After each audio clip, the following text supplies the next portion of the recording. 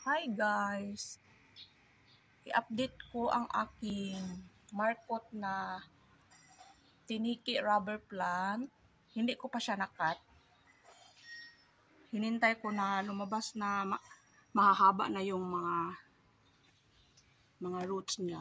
Ayan guys, oh. Mahaba na yung roots. Ayan, lumabas na.